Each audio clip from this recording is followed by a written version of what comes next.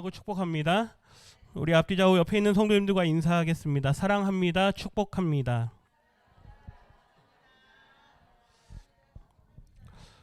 오늘은 교회 설립 51주년 기념하여서 교회 사랑주일로 예배 드리고 있습니다. 앞으로 매년 부활주일 그 다음 주일 부활주일을 지내고 그 다음 주일은 저희가 교회 설립 기념주일로 예배 드립니다. 예배 전에 영상을 통해서 51년 동안 저희 교회가 지나온 발자취들을 아마 보셨으리라 생각을 합니다. 고산제일교회는 1972년 4월 16일 주일 첫 예배를 시작으로 해서 고산동 뺏벌 지역에 세워진 교회입니다. 교회를 처음 세울 때는 뒷동산 위에 천막을 치고 시작했기 때문에 산상교회라 이름을 지었었습니다.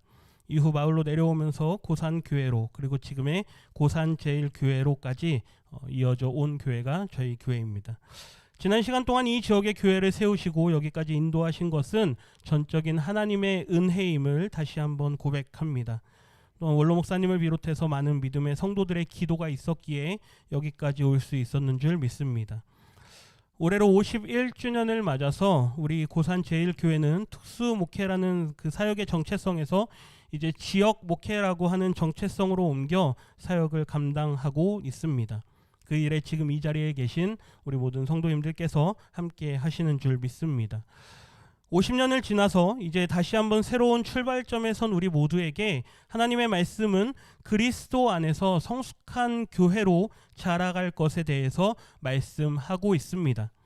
믿음과 사랑 안에서의 성장과 또 성숙은 우리가 최우선으로 갖추고 준비해야 할 그 앞으로의 50년의 목표이며 또한 방향인 줄 믿습니다.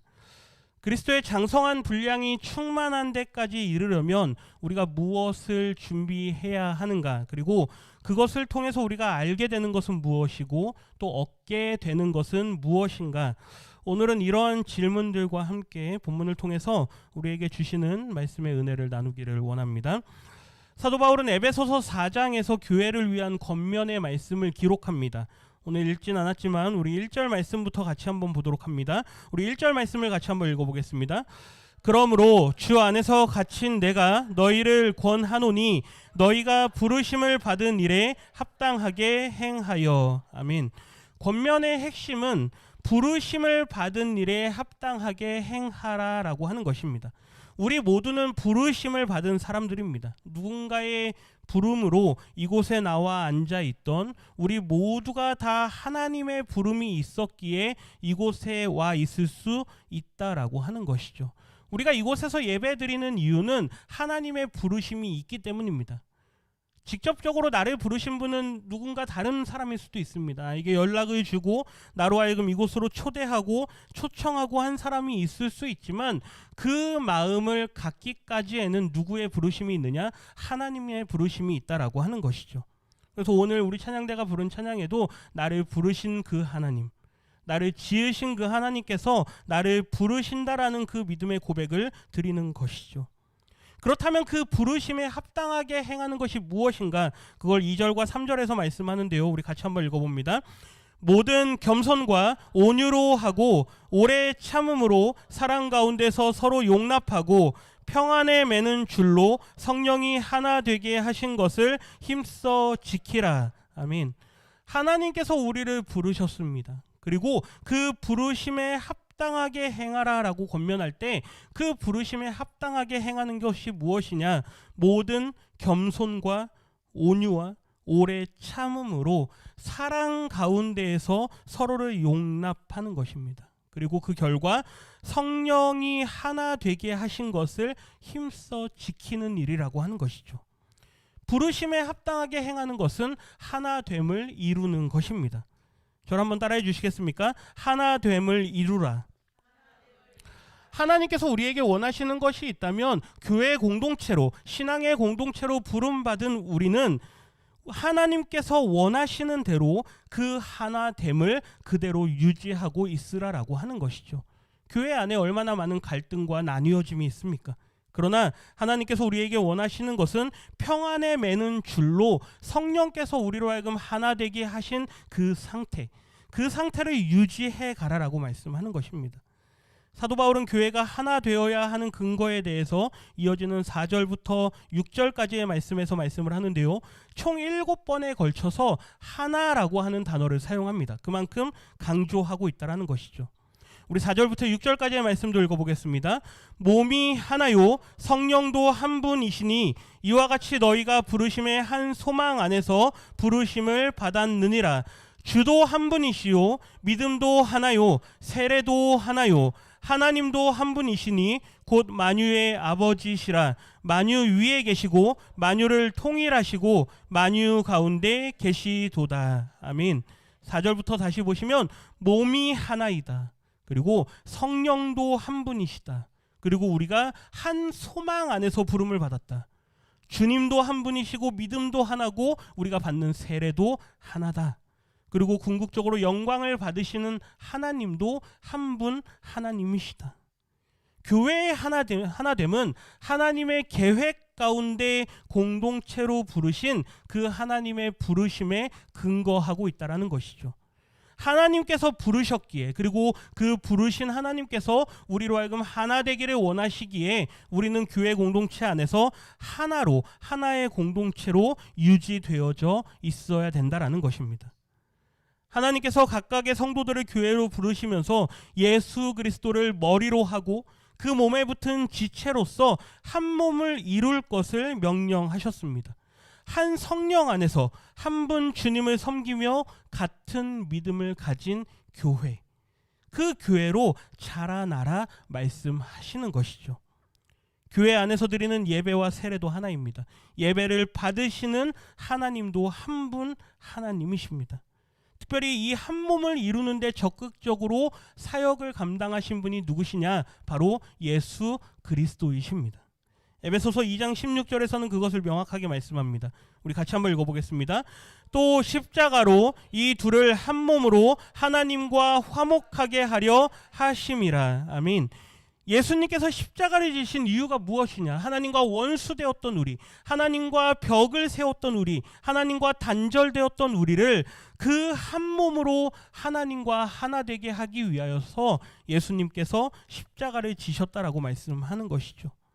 그렇기 때문에 교회 공동체 안에서는 다른 언어를 사용하거나 혹은 다른 어떤 문화적인 배경을 가지고 있다 하더라도 우리를 부르신 그 하나님의 계획하심 안에서 우리가 하나입니다라는 고백을 드릴 수 있어야 될 줄 믿습니다. 성격도 인정하십시오. 그 사람의 개성도 인정하셔야 됩니다. 그 사람의 학력으로 출신 성분으로 차별할 수도 없는 것이죠. 그 사람이 어떠한 정치적인 성향을 가지고 있던 그것을 존중할 수 있어야 됩니다. 그리고 그것을 뛰어넘어서 그 하나된 상태를 이루라라고 말씀하는 것이 오늘 사도 바울이 우리 교회를 향하여서 권면하는 말씀인 줄 믿습니다. 하나님께서 예수 그리스도의 십자가의 사역을 통해서 한 몸을 이루게 하셨습니다. 그러나 교회는 한 몸을 이루고 그냥 그 상태로 멈춰 있어서는 안 된다라는 것이 이어지는 말씀입니다. 멈춰 있다는 것은 움직이지 않는다라는 것입니다. 움직이지 않는다라는 것은 생명이 없다란 이야기이죠.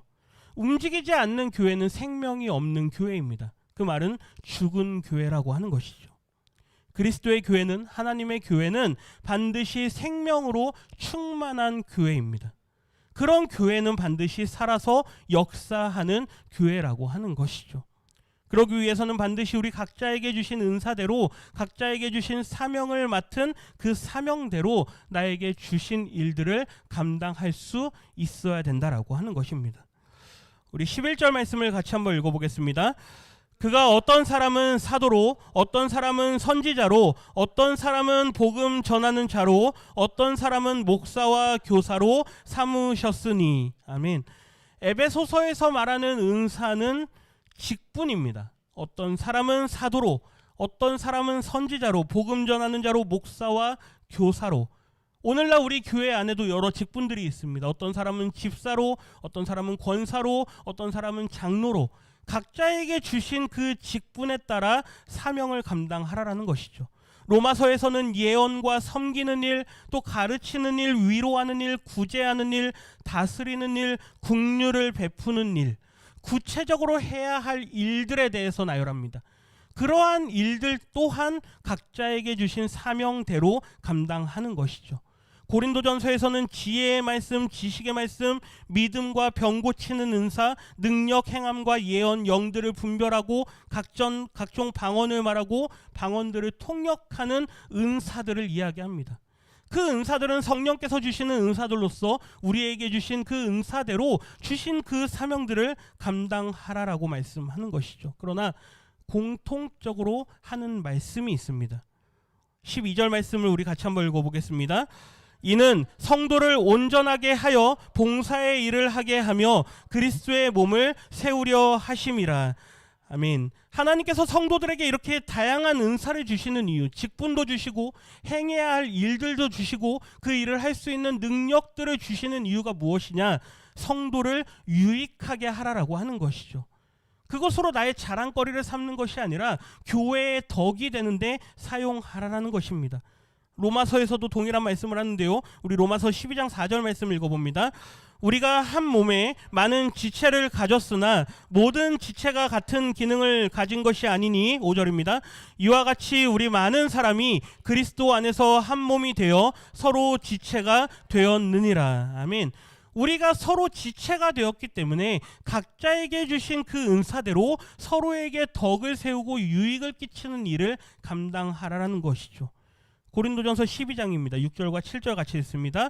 또 사역은 여러 가지나 모든 것을 모든 사람 가운데서 이루시는 하나님은 같으니 각 사람에게 성령을 나타내심은 유익하게 하려 하심이라. 아멘. 오늘 읽은 에베소서에서도 로마서에서도 고린도전서에서도 모두가 다 동일하게 은사와 사명들을 말씀합니다. 그런데 그 모든 은사와 사명들을 이야기할 때 그 주신 이유가 무엇이냐? 은혜를 주시고 긍휼을 베푸는 그 은혜를 주신 이유가 무엇이냐? 바로 성도의 유익을 위한 것이다라는 것이죠. 오늘 읽은 본문 말씀 에베소서 4장 12절 다시 한번 보십시오. 성도를 온전하게 하여서 봉사의 일을 하게 하고 그리스도의 몸을 세우려 하심이라. 우리에게 은사를 주셨다면, 그리고 내가 그 은사를 깨달았고 그 은사를 발견하였고 이제 그 은사를 사용할 수 있는 성장한 믿음의 실력 또한 갖췄다면 이제 그것은 나의 유익을 위한 것이 아니라는 것입니다. 어느 한순간 신앙의 초보일 때는 그러한 은사와 은혜들이 나의 신앙을 성장하는 데 도움이 됩니다. 신앙생활하는 데 즐거움이 있고 기쁨이 있고 봉사하고 섬기는데 마음의 기쁨이 우러납니다. 내 신앙의 유익이 있죠. 그러나 어느 정도 성장하고 나면 그것이 나의 유익을 위한 것이 아닌 나보다 더 연약한 자들, 신앙이 연약한 자들, 이제 신앙의 초보의 길을 들어선 그들을 돕는데 사용하라라고 우리에게 의 은사들을 주셨다라고 하는 것이죠. 하나님께서는 우리 각 사람에게 어떤 은사이든 하나님의 몸된 교회를 세워가는데 필요한 대로 은사를 주신 줄 믿습니다. 그 은사를 가지고선 내가 어떠한 은사가 있는지도 알고 있으면서도 그것을 사용하지 않는 것 또한 우리의 잘못하고 있는 것이며, 또한 그 은사를 사용하되 나의 유익만을 위해서 사용하는 것 또한 우리가 잘못하고 있다라고 하는 것입니다. 성경에서 우리에게 말씀하시는 성령의 은사들, 우리에게 주신 그 은사들을 사용하는 방법은 오직 성도의 유익을 위한 것입니다. 하나님께서 나에게 주신 것이 무엇인지 발견해내고 그것을 잘 발전시켜서 사용하시고 교회에 유익을 끼치시는데 끝까지 그 일을 사용하실 수 있는 우리 모든 성도님들이 되시기를 주님의 이름으로 부탁드립니다. 궁극적으로 그렇게 해서 어떻게 하라는 것이냐, 나에게 주신 은사도 알았고 내가 그 은사를 사용해야 된다는 것도 알았는데, 그렇다면 하나님께서 이 모든 것들을 통해서 우리에게 원하시는 것이 무엇이냐, 바로 자라나라라고 하는 것이죠. 성장하고 성숙하기까지 이르라라고 말씀하는 것입니다. 오늘 본문 말씀 13절 말씀을 같이 한번 읽어보겠습니다. 우리가 다 하나님의 아들을 믿는 것과 아는 일에 하나가 되어 온전한 사람을 이루어 그리스도의 장성한 분량이 충만한 데까지 이르리니. 아멘. 이 13절 말씀을 주목해서 보실 필요가 있는데요. 사도 바울은 이렇게 은사를 사용하여서 하나의 목적을 반드시 이루라라고 말씀을 합니다.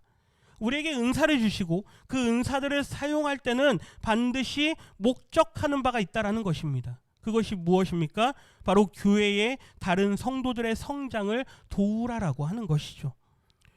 그들의 사역을 통해서 은사를 주시고 나에게 주신 달란트들을 사용하여서 마침내 한 사람이 예수 그리스도를 온전히 믿는 성도로 자라기까지, 끝까지 인내하면서 그들이 온전한 사람이 될 때까지 내게 주신 그 모든 사랑의 수고와 섬김을 감당하라라고 하는 것입니다. 성경 말씀에 온전한이라고 번역된 이 헬라어 단어가 텔레이오스라는 헬라어 단어인데요, 완전한이라는 의미를 가지고 있습니다. 온전한이라고 하는 의미와 또 완전한이라고 하는 의미의 뜻을 갖고 있는데, 구약 성경에서는 70인역으로 여러 상황들에서 이 단어를 번역해서 사용을 합니다. 우리 말씀을 몇 군데 좀 같이 한번 보겠습니다. 창세기 6장 9절입니다. 같이 읽습니다. 이것이 노아의 족본이라. 노아는 의인이요 당대의 완전한 자라. 그는 하나님과 동행하였으며. 아멘.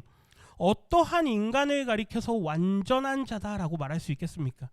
이 텔레이오스, 노아는 하나님 보시기에 그는 온전한 자였다, 완전한 자였다, 하나님께서 기뻐하실 만한 사람이었다라는 것이죠. 그 시대가 얼마나 암흑한 시대였습니까? 많은 사람들이 세상에 쾌락에 빠져 있는 시대, 그 시대 가운데 하나님께서 찾으시는 사람, 그 노아를 가리켜서 그는 텔레이오스, 완전한 자였다. 출애굽기 12장 5절 말씀 같이 한번 읽어보겠습니다. 너희 어린 양은 흠 없고 1년 된 수컷으로 하되 양이나 염소 중에서 취하고. 아멘. 어린 양, 6월절 어린 양을 취할 때 그 어린 양은 반드시 흠이 없는 어린 양이어야만 합니다. 이것은 예수님의 예표를 나타내는 것이죠. 완전하신 분. 신명기 18장 13절 말씀 같이 읽어보겠습니다. 너는 내 하나님 여호와 앞에서 완전하라. 완전하신 그 하나님 앞에서 너희도 완전하라. 우리 인간이 어떻게 완전할 수 있겠습니까? 그러나 하나님의 완전하신 그 성품을 따라서 그 하나님을 따라가라라고 말씀을 하는 것이죠. 역대상 28장 9절에서는 다윗이 그의 아들 솔로몬을 향해서 이렇게 말씀을 남깁니다. 우리 같이 읽습니다. 내 아들 솔로몬아, 너는 내 아버지의 하나님을 알고 온전한 마음과 기쁜 뜻으로 섬길지어다. 아멘. 내 아들 솔로몬아, 너는 내 아버지의 하나님을 알아라. 다윗 왕이 그의 아들을 향해서 하는 말입니다. 어떠한 마음입니까? 온전한 마음, 텔레이오스. 온전한 이 마음을 가지고 기쁜 뜻으로 하나님을 섬기는 삶을 살아라. 마태복음 5장에 보면 예수님께서 이렇게 말씀하시죠. 우리 같이 읽겠습니다. 그러므로 하늘에 계신 너희 아버지의 온전하심과 같이 너희도 온전하라. 아멘. 신명기의 말씀을 예수님께서 인용하시면서 말씀하십니다.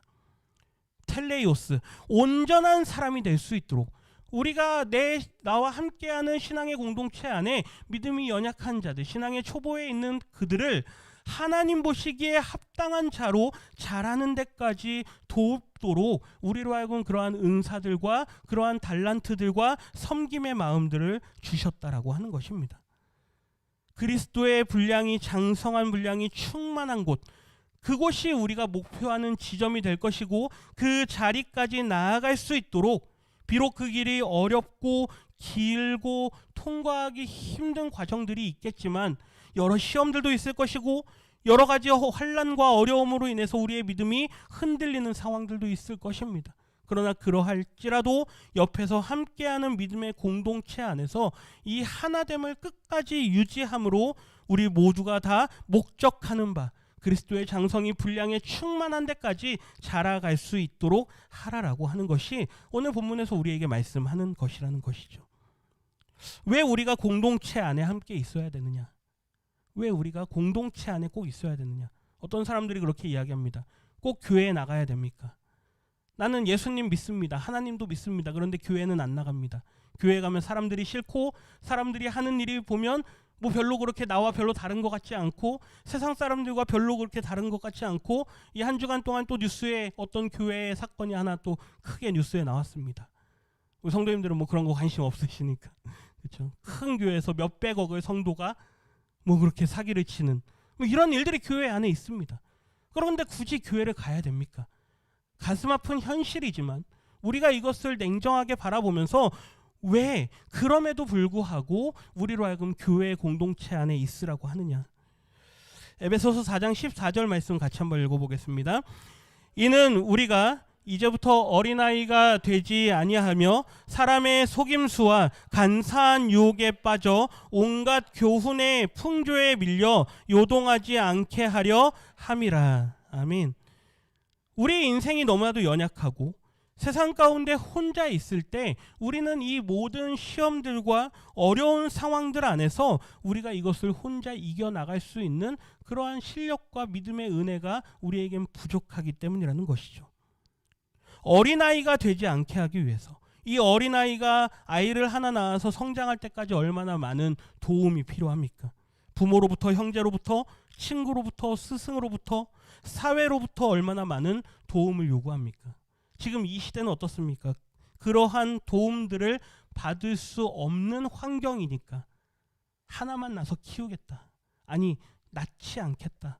라고 말하는 게 지금 시대입니다. 그러나 정상적인 사회이고 그러한 모든 도움들이 온전히 뒷받침될 때 가정에서, 사회에서 온전한 역할을 하는 한 사람의 인격체로 성장할 수 있게 되는 것이죠. 교회의 성도도 그가 거듭나서 온전히 성장하기까지 반드시 교회의 다양한 사람들의 수고와 헌신이 뒤따르기 마련입니다. 학생들을 지도하면서 여름과 겨울이 되면 수련회를 갑니다. 학생들은 잘 모르지만 뒤에서 얼마나 많은 사람들이 수고하는 줄 모릅니다. 그들은 잘 모르죠. 뒤에서 누가 고생하고 땀 흘리는지. 그걸 준비하기 위해서 얼마나 많은 사람들이 밤낮 설쳐가면서 그 수련회를 준비하는지. 그 먼 길을 찾아와서 아이들에게 밥을 제공하기 위해서 열심히 식당에서 땀 흘리면서 봉사하시는 권사님들, 그들의 수고를 그들은 잘 모릅니다. 그저 더우면 덥다, 추우면 춥다, 좁으면 좁다, 예배가 길면 예배가 길다, 밥이 맛이 없으면 맛이 없다. 어린 아이들이기에 아직 자라지 못한 그 모든 걸 다 헤아릴 수 있을 만한 성숙도를 갖추지 못한 사람들이기에 불평할 수 있는 것이죠. 그러나 어떻습니까? 그걸 다 받아줍니다. 너희들의 그런 마음들 다 안다. 조금이라도 더 좋은 환경을 제공하기 위해서 얼마나 수고합니까? 그 아이들이 어떻게 해서든 은혜 받게 하고 어떻게 해서든 말씀을 잘 듣게 하려고 수고하고 애쓰는 그러한 분들의 수고가 있기 때문에 해마다 여름철과 겨울철이 되면 많은 학생들이 수련회를 통해서 은혜를 경험하고 하나님을 만나고 구원을 경험하게 되는 것이죠. 그런데 한번 생각해 보십시오. 지금 이 시대 전도하지 않는 이유, 전도가 되지 않는 이유가 무엇입니까? 나 한 사람의 신앙, 내 신앙 그거 하나도 유지하기 힘든데, 이 사회로 한번 비교해 볼까요? 결혼을 하는 것까지는 좋은데 우리 부부 두 사람이 먹고 사는 것도 힘든 시대인데 어떻게 아이를 낳겠습니까? 나 한 사람의 신앙을 유지하는 것도 힘든데, 당장 나도 힘든데, 내가 힘들 때 나를 도와주는 사람도 없는데, 내가 내 영혼을 책임지는 것도 힘든데 다른 사람의 영혼을 내가 어떻게 책임지겠습니까? 그러니 전도하지 않는 것이죠. 나 혼자 챙기다가 나마저도 우울증이 찾아오면 어떻게 하겠습니까? 내 신앙마저도 꺾여버리면 어떻게 하겠습니까? 그렇다면 과연 우리의 앞전 세대들, 우리의 믿음의 선배들은 그들에겐 무엇이 있었기에 이 모든 것들이 가능했냐라고 하는 것이죠. 이 시대가 그렇다라는 답을 우리에게 주지 않습니다. 우리는 반드시 하나님의 말씀 안에서 답을 찾아야 될 줄 믿습니다. 오늘 본문 15절 말씀 같이 한번 읽어봅니다. 오직 사랑 안에서 참된 것을 하여 범사에 그에게까지 자랄지라. 그는 머리니 곧 그리스도라. 아멘. 우리에게 요구되어지는 것이 무엇이냐? 오직 사랑 안에서 하나님께서 우리에게 베풀어 주신 그 사랑이 있기에, 그리고 그 사랑과 그 하나님의 은혜가 있기에 그 은혜를 기억하면서 그 은혜에 감격하고 감동하면서 나 한 사람을 구원하기 위해서 하나님께서 예수님을 이 땅에 보내주셨지, 이 모든 사실들에 감사하면서 하나님께서 우리에게 주신 사명들을 바라보는 것입니다. 우리에게 주신 사명이 때로는 버겁습니다. 때로는 이 사명을 내가 감당하는 게 너무나도 힘들기도 합니다. 내가 그 영혼을 책임진다라는 것이 때로는 나에게 너무나도 짐과 같이 여겨질 때도 있죠. 그러나 나를 사랑하여서 나를 구원하시기 위해서 그 많은 희생과 그 많은 수고를 택하신 예수님을 바라보면서 나도 그들을 사랑으로 섬기겠습니다. 나도 그들을 사랑으로 돕겠습니다라는 고백이 오늘 우리에게 요청되어진다라는 것입니다. 그래서 그들이 그리스도에게까지 자랄 수 있도록 우리 각자가 떠올리는 나를 위해서 헌신했던 그 사람들의 얼굴을 한번 떠올려 보십시오. 아마 떠올리시는 얼굴들은 다 다를 겁니다. 내가 이 자리에 오기까지 나를 위해서 기도해 주셨던 그 선생님, 그 집사님, 그 권사님, 나로 하여금 이 자리까지 올 수 있도록 나를 인도해 주셨던 그분, 그 얼굴들은 다 다르지만 그들의 공통적인 목표는 다 하나였을 것입니다. 이 자리에 앉아 계신 우리 성도님들이 그리스도에게까지 자라가게 하는 것이죠. 우리 모두는 그리스도를 머리로 하고 그 몸의 지체로 연결되어졌습니다. 우리는 홀로 있지 않죠. 본문 16절 말씀 같이 읽어보겠습니다. 그에게서 온 몸이 각 마디를 통하여 도움을 받음으로 연결되고 결합되어 각 지체의 분량대로 역사하여 그 몸을 자라게 하며 사랑 안에서 스스로 세우느니라. 아멘. 교회의 그림을 이렇게 그릴 수 있습니다. 사진을 한번 보십시오. 머리는 예수 그리스도, 그리고 그 온몸이 각 마디로 연결되어 있습니다. 제가 좀 독특한 사진을 찾다 보니까 톱니바퀴로 연결되어 있는 그림이 있어서 가져왔습니다. 마치 톱니바퀴들이 크고 작은 톱니들이 서로 맞물려서 유기적으로 움직이듯이 저 톱니바퀴들 중에 어느 하나가 잘못되거나 멈춰졌을 때는 그 몸이 전체가 병들어 버리는 것과 같이 우리는 유기적으로 연결되어져 있다는 것이죠. 서로에게 도움을 받습니다. 오늘 본문 말씀에 보면 온 몸이 각 마디를 통하여 서로 도움을 받는다라고 이야기하죠. 우리 성도님들은 서로에게 도움을 주실 수 있어야 될 것이고 도움을 받으실 수 있어야 될 것입니다. 부탁드리는 것은 돕는 데 인색하지 마시기를 부탁드립니다. 도움 받는 것에 어색해하지 마시기를 부탁드립니다. 남에게 싫은 소리, 남에게 부탁하는 거 하실 수도 있어야 될 것입니다. 그래야 내 신앙 또한 건강해질 수 있는 것이죠. 교회가 성장할 때 반드시 균형을 생각해야만 합니다. 팔이나 다리만 거대해지면 그게 무슨 유익이 있겠습니까? 반드시 균형을 이루어야 되는 것이죠. 모든 성도들이 각기 다른 은사를 받은 성도들에게서 서로 간에 공급받지 못하면 몸은 제대로 자랄 수가 없을 것입니다. 몸은 균형을 이루어야 될 것이고 그 균형을 이루게 하는 것은 바로 사랑이다라고 하는 것이죠. 사랑 안에서 이 몸된 교회가 균형을 갖고 자라나야만 될 줄 믿습니다. 교회는 그렇게 성장합니다. 몸만 커지는 것을 우리는 부흥이라고 말하지 않습니다. 교회가 사람 숫자만 늘어나는 것을 부흥이라고 말하지 않습니다. 반드시 우리 모든 성도들 안에 유기적으로 하나 되고 연합되고 서로 연결되어져서 서로의 필요를 채워주고 서로의 도움을 알아가면서 그들을 위해서 기도하고 서로 공급하는 데 힘쓸 수 있는 공동체, 그 공동체가 바로 부흥하는 공동체라는 것이죠. 우리 31절 말씀과 32절 말씀 같이 읽습니다. 너희는 모든 악독과 노함과 분냄과 떠드는 것과 비방하는 것을 모든 악의와 함께 버리고 서로 친절하게 하며 불쌍히 여기며 서로 용서하기를 하나님이 그리스도 안에서 너희를 용서하심과 같이 하라. 아멘. 아마 전자에 말씀드렸던 우리에게 주신 은사대로 서로를 돕고 섬기는 그 일과 지금 읽은 후자에 있는 우리의 모든 악독과 노함과 분냄과 떠드는 것과 비방하는 것과 모든 악의들을 다 버리는 것과 만약에 우리에게 선행되어져야 될 것이 무엇입니까? 라고 누군가가 묻는다면 저는 후자라고 말할 것입니다. 우리가 남을 도울 처지가 아니라는 것이죠. 우리가 남을 돕고 섬길 그러할 처지들이 아니라는 것입니다. 왜요? 우리 안에 여전히 우리 안에 해결되지 않는 그 죄의 문제들이 있기 때문이죠. 우리 안에 있는 악독과 노함과 분냄과 떠드는 것과 이 떠드는 것은 사람들을 서로 욕하는 것입니다. 뒤에서 수군대는 그런 일들이죠. 비방하는 것, 모든 악의와 함께 다 버리라라고 말씀합니다. 성경에서 우리에게 말하는 것은 하나님께서 가지고 계시지 않은 그분에게 없는 성품들이 우리 안에 있다면 그 어떠한 것이라도 다 내버리라. 예수님에게 없는 죄된 것들을 다 내버릴 것을 말씀합니다. 그렇게 할 때 32절의 말씀처럼 우리가 서로 친절하게 하고 서로 불쌍히 여기고 서로 용서하기를 하나님께서 그리스도 안에서 우리를 용서하신 것 같이 그 은혜를 다시 깨닫게 될 것이고 그 사랑을 다시 회복하게 될 것이라는 것입니다.